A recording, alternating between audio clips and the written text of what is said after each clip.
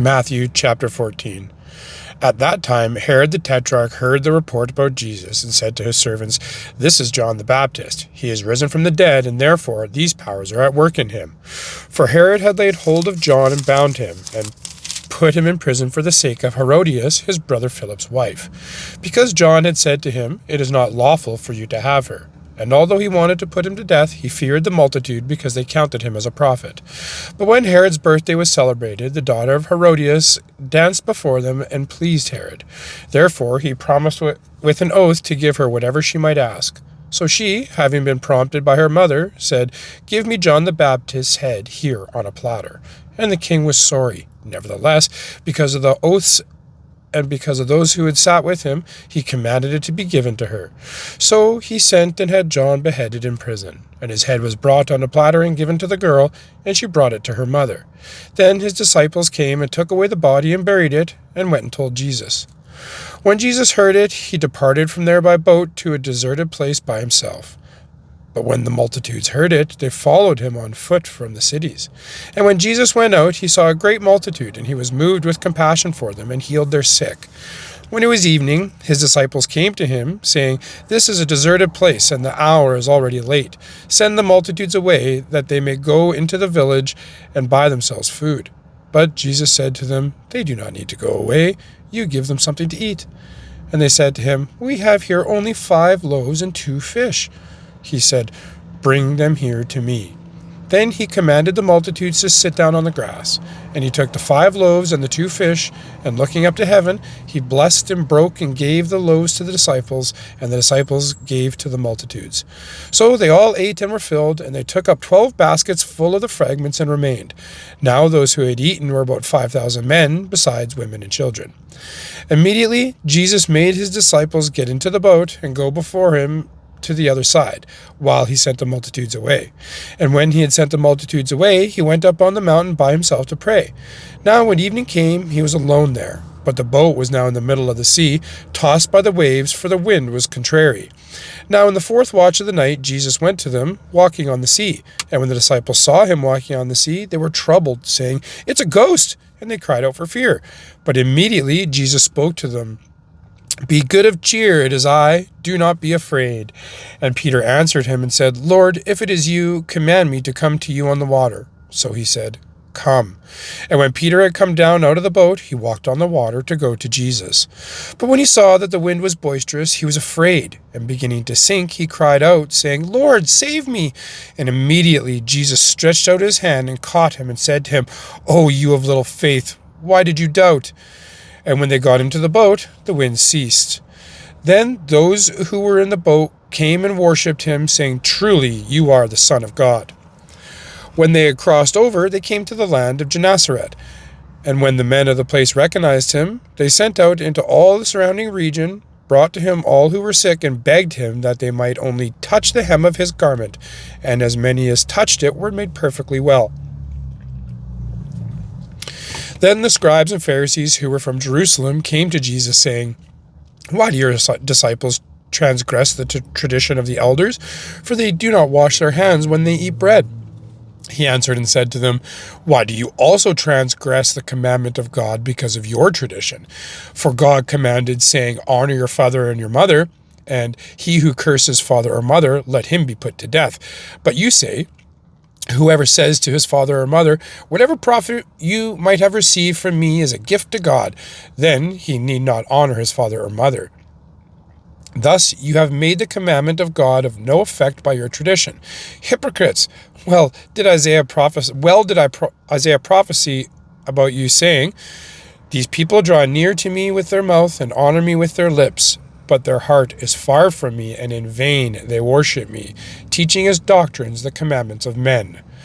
When he had called the multitude to himself, he said to them, 'Hear and understand. Not what goes into the mouth defiles a man, but what comes out of the mouth, this defiles a man.' Then his disciples came and said to him, 'Do you know that the Pharisees were offended when they heard this saying?'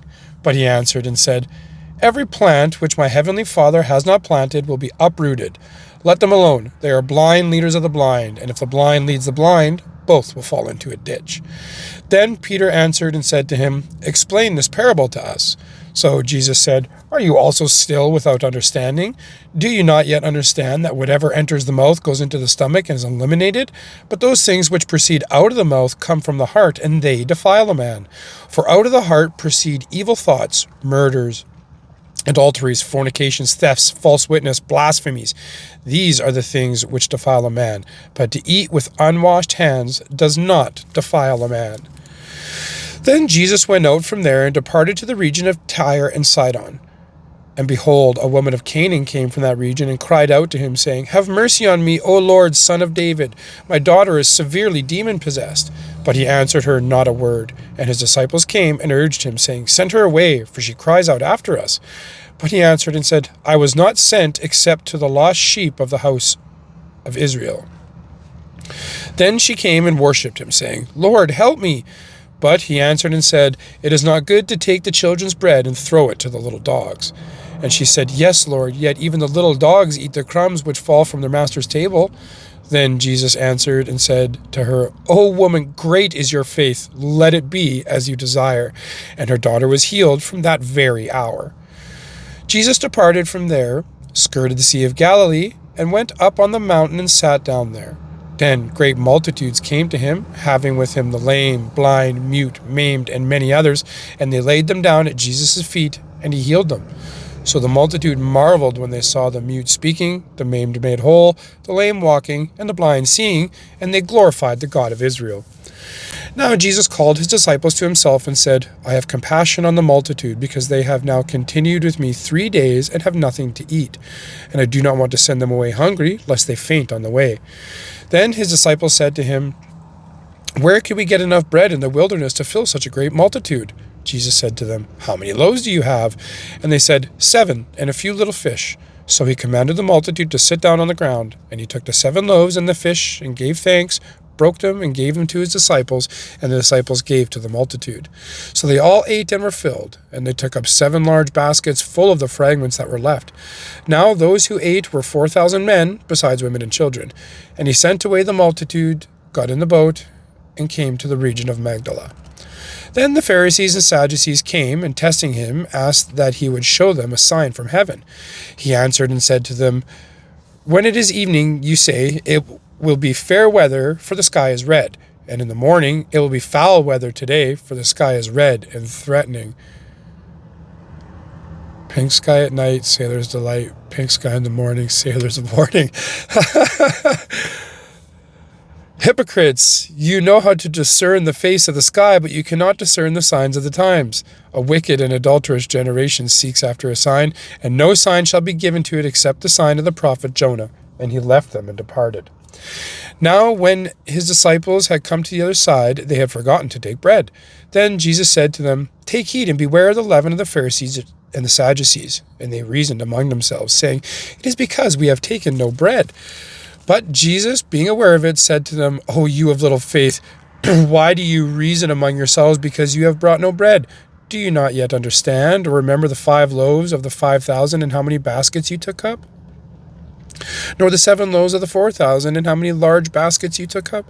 How is it you do not understand that I did not speak to you concerning bread, but to be aware of the leaven of the Pharisees and the Sadducees?" Then they understood that he did not tell them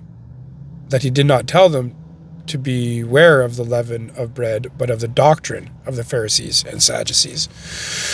When Jesus came into the region of Caesarea Philippi, he asked his disciples, saying, "Who do men say that I, the Son of Man, am?" So they said, "Some say John the Baptist, some Elijah, and others Jeremiah or one of the other prophets." He said to them, "But who do you say that I am?"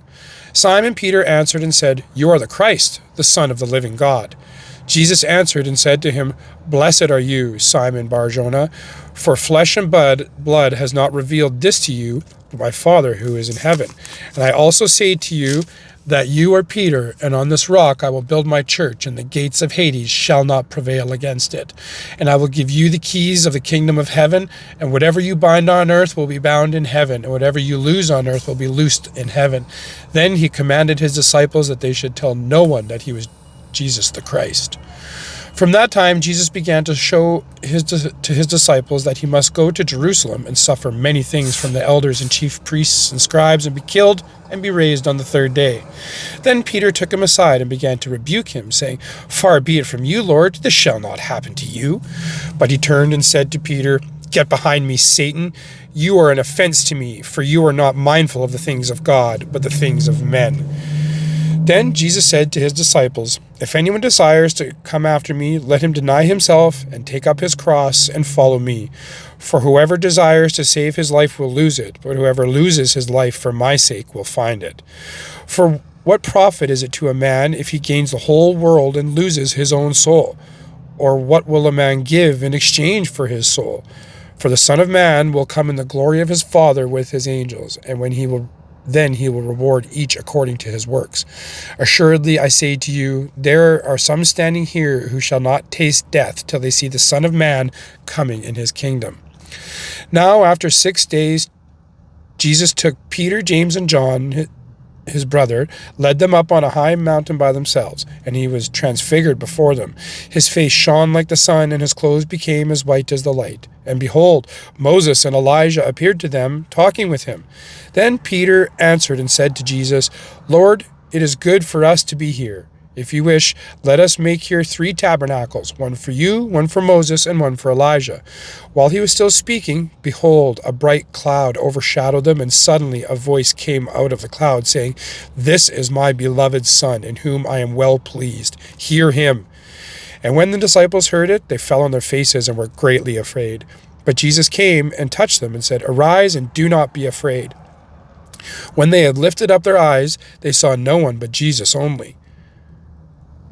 Now, as they came down from the mountain, Jesus commanded them, saying, "Tell the vision to no one until the Son of Man is risen from the dead." And his disciples asked him, saying, "Why then do the scribes say that Elijah must come first?" Jesus answered and said to them, "Indeed, Elijah is coming first and will restore all things.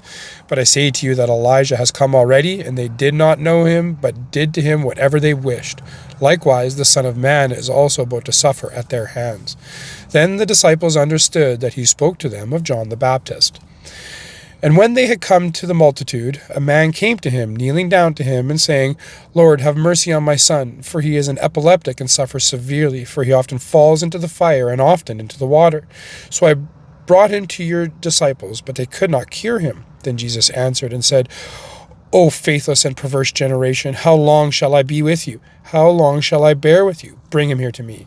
And Jesus rebuked the demon, and it came out of him, and the child was cured from that very hour. Then the disciples came to Jesus privately and said, "Why could we not cast it out?" So Jesus said to them, "Because of your unbelief. For assuredly I say to you, if you have faith as a mustard seed, you will say to this mountain, 'Move from here to there,' and it will move, and nothing will be impossible for you. However, this kind does not go out except by prayer and fasting." Now, while they were staying in Galilee, Jesus said to them, "The Son of Man is about to be betrayed into the hands of men, and they will kill him, and the third day he will be raised up." And they were exceedingly sorrowful. When they had come to Capernaum, those who received the temple tax came to Peter and said, "Does your teacher not pay the temple tax?" He said, "Yes." And when he came into the house, Jesus anticipated him, saying, "What do you think, Simon? From whom do the kings of the earth take customs or taxes? From their sons or from strangers?" Peter said to him, "From strangers." Jesus said to him, "Then the sons are free. Nevertheless, lest we offend them, go to the sea, cast in a hook, and take the fish that comes up first. And when you have opened its mouth, you will find a piece of money. Take that and give it to them for me and you." At that time, the disciples came to Jesus, saying, "Who then is the greatest in the kingdom of heaven?" Then Jesus called a little child to him, set him in the midst of them, and said, "Assuredly I say to you, unless you are converted and become as little as children, you will by no means enter the kingdom of heaven. Therefore, whoever humbles himself as this child is the greatest in the kingdom of heaven. Whoever receives one little child like this in my name receives me. But whoever causes one of these little ones who believe in me to sin, it would be better for him if a millstone were hung around his neck and he were drowned in the depth of the sea. Woe to the world because of offenses, for offenses must come, but woe to that man by whom the offense comes. If your hand or foot cause you to sin, cut it off and cast it from you. It is better for you to enter into life lame or maimed rather than having 2 hands or 2 feet to be cast into the everlasting fire. And if your eye causes you to sin, pluck it out and cast it from you. It is better for you to enter into life with 1 eye rather than having 2 eyes to be cast into hellfire. Take heed that you do not despise one of these little ones, for I say to you that in heaven their angels always see the face of my Father who is in heaven. For the Son of Man has come to save that which is lost. What do you think? If a man has 100 sheep, and one of them goes astray, does he not leave the 99 and go to the mountains to seek the one that is straying? And if he should find it, assuredly I say to you, he rejoices more over that sheep than over the 99 that did not go astray. Even so, it is not the will of your Father who is in heaven that one of these little ones should perish. Moreover, if your brother sins against you, go and tell him his fault between you and him alone. If he hears you, you have gained your brother. But if he will not hear you, take with you 1 or 2 more, that by the mouth of 2 or 3 witnesses every word may be established. And if he refuses to hear them, tell it to the church. But if he refuses even to hear the church, let him be to you like a heathen and a tax collector. Assuredly I say to you, whatever you bind on earth will be bound in heaven, and whatever you loose on earth will be loosed in heaven. Again I say to you that if 2 of you agree on earth concerning anything that they ask, it will be done for them by my Father in heaven. For where 2 or 3 are gathered together in my name, I am there in the midst of them. Then Peter came to him and said, Lord, how often shall my brother sin against me, and I forgive him? Up to 7 times. Jesus said to him, I do not say to you up to 7 times, but up to 70 times 7. Therefore, the kingdom of heaven is like a certain king who wanted to settle accounts with his servants. And when he had begun to settle accounts, one was brought to him who owed him 10,000 talents. But as he was not able to pay, his master commanded that he be sold with his wife and children and all that he had, and that payment be made. The servant therefore fell down before him, saying, Master, have patience with me, and I will pay you all. Then the master of the servant was moved with compassion, released him, and forgave him the debt. But that servant went out and found out one of his fellow servants who owed him 100 denarii, and he laid hands on him and took him by the throat, saying, Pay me what you owe. So his fellow servant fell down on his feet, begged him, saying, Have patience with me, and I will pay you all. And he would not, but went and threw him into prison till he should pay the debt. So when his fellow servants saw what had been done, they were very grieved, and came and told their master all that had been done. Then his master, after he had called him, said to him, You wicked servant, I forgave you all that debt because you begged me. Should you not have also had compassion on your fellow servant, just as I had pity on you? And his master was angry, and delivered him to the torturers until he should pay all that was due to him. So my heavenly Father also will do to you, if each of you, from his heart, does not forgive his brother and his trespasses.